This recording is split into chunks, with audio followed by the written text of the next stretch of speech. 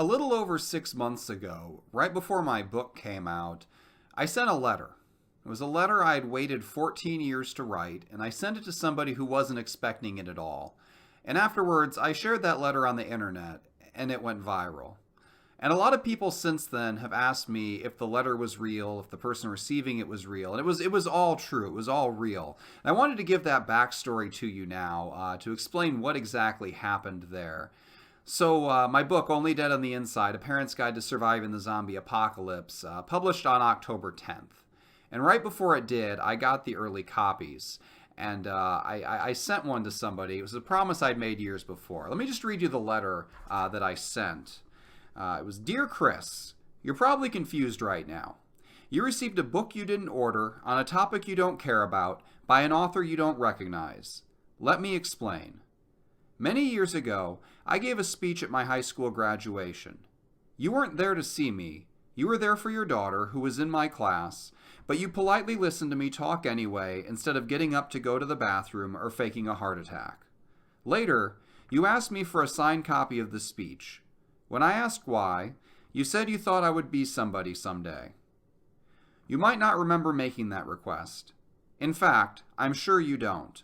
And if I asked you where that signed copy of my speech is today, you'd give me the same answer I give when my kids ask what happened to their old artwork that used to be on the fridge. But what matters is that for a brief moment a long time ago, you believed in me. You were the first person to ask for my autograph. I silently vowed then and there that when I wrote a book, I would give you the first signed copy. It took a while, a very long while. Actually, let's not dwell on how long it took. This is supposed to be an uplifting letter, not a depressing one. But 14 years and 2 failed careers later, I finally found a publisher who believed in me as much as you did. This is that signed book. I'd love to tell you that I became a success like you predicted, but the truth is this modest book might be as far as I ever make it. But at least I got far enough to fulfill a silent promise you didn't even know about, and to me, that means everything in the world. Thanks for believing in me before anyone else did. Sorry it didn't earn you a better book. Sincerely, James Breakwell. So let me tell you the backstory on that letter. I went to a small school. We had 200 kids in our entire high school, and there were 50-some in my graduating class. And we didn't understand what the word valedictorian means. Years before, there was a class where 2 kids had over a 4.0 with, honors classes and whatever. The GPAs are basically just made up numbers now. And the second place person, their parents complained, and so they were both named valedictorians. And they made a rule that said anybody with over a 4.0 was just a valedictorian. That's just how they did it. It didn't mean first, it meant over 4.0, because when you're a small Catholic school, you just redefine words. Because why the hell not? Maybe the Pope gave them permission. I don't know. So it didn't really make a difference for many years. Then my class rolled around. I believe we were the class of 2003. And we were a class of overachievers. Why? I don't know. Clearly, it didn't get any of us anywhere in life, but we were pretty competitive at the top. And we had a bunch of kids who had over a 4.0. Like out of a class of 50-some kids, I want to say 8 or 9 kids had over a 4.0. So we had an 8 or 9 way tie for valedictorian. Like somewhere out there on their high school transcript, there's a kid whose transcript says 9th of 55 kids, valedictorian. And that college is like, okay, how good of a school can this be if they don't even know what valedictorian means? So anyway, we were all up there and we all had to give a speech and they couldn't decide how to do it. So we all made suggestions. And my suggestion was just let me write the speech and I'll just divide up parts for everybody. And that's what we end up going with. It was the first comedy article I'd ever really written that was read in front of an audience. And it was pretty scandalous at the time. I wrote it and they're like, oh my God, this is going to get banned. This is way too heavy. I went and reread it years later and it was probably the tamest thing I've ever written. But when you're in a Catholic school like that, it's kind of a fishbowl. Anything outside the line you think you're going to get, hit by a truck for. Is that the kind of divine punishment they do now? I don't know. It's been a while since I read my Bible. So we do this, and we read the speech, and we split it up into however many parts there were. Basically, a fifth of the class was up on stage reading this thing. And at the end of it, I had the printout with all the parts that I had written for everybody.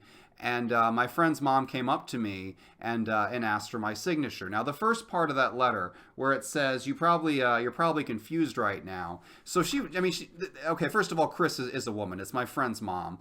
She had two kids. Her daughter was in my grade, and her son was a few years younger. And her son is actually the one I hung out with. But we haven't been in touch. I see her son maybe once a year, and I haven't been in touch with Chris in a very long time. You don't usually hang out with your friend's mom, without your friends. That would be kind of weird.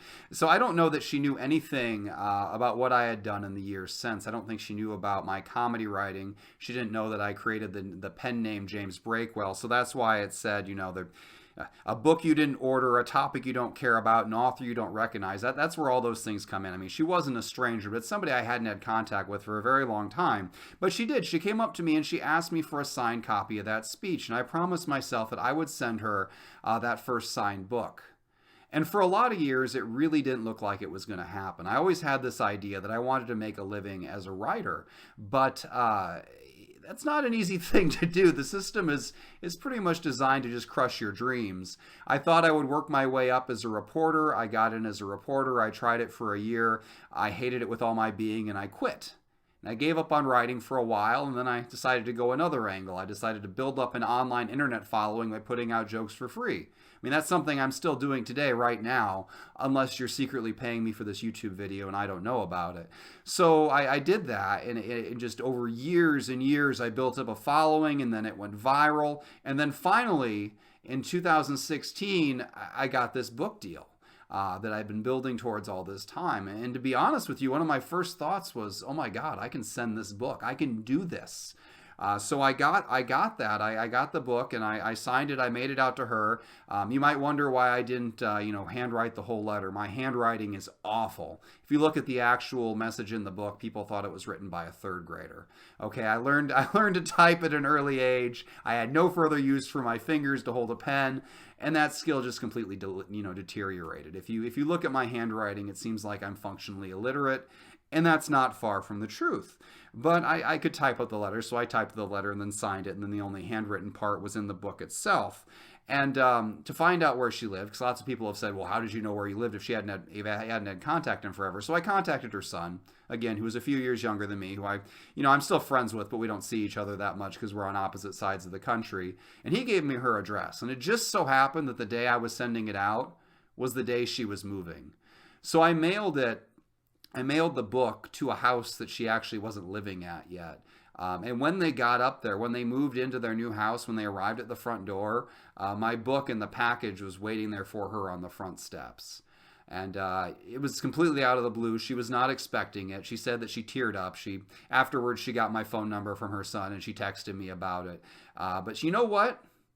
She said she thought she had that speech that I had signed for her 14 years before when she said she thought I was going to be somebody. She said she thought she had it. She looked around, it wasn't in her house, and she contacted her daughter because she had put some of her belongings at her daughter's house. And sure enough, they dug around, and that speech was still there. And believe it or not, it was the only existing copy of that speech that was still out there.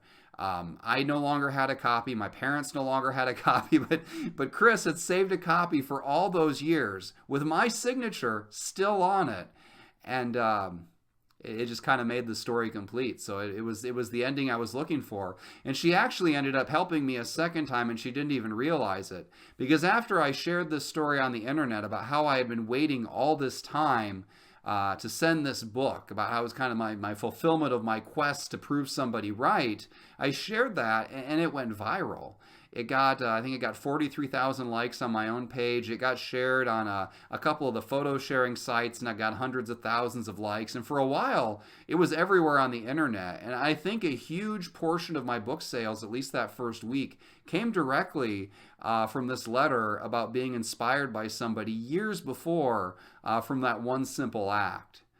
So if you're out there and you know somebody that you think they're doing a good job, you think they might make it, be sure to tell them. You could be that person who years down the road gets that surprise book or that surprise painting or whatever in the mail. Like, you don't know what impact your words can have. So always be sure to say something nice. Maybe say something nice to somebody who's not a comedy writer, so you don't get a stupid, zombie book in the mail. But hey, whatever you've got, whatever you're producing, have faith in somebody, and maybe you can complete the circle too. So thank you very much for listening to this behind the scenes explanation. Be sure to hit that subscribe button. I do this quite a bit, where I kind of go into more detail than you can really get in a tweet about what's happening, and I'd love to share those stories with you. Thanks for watching.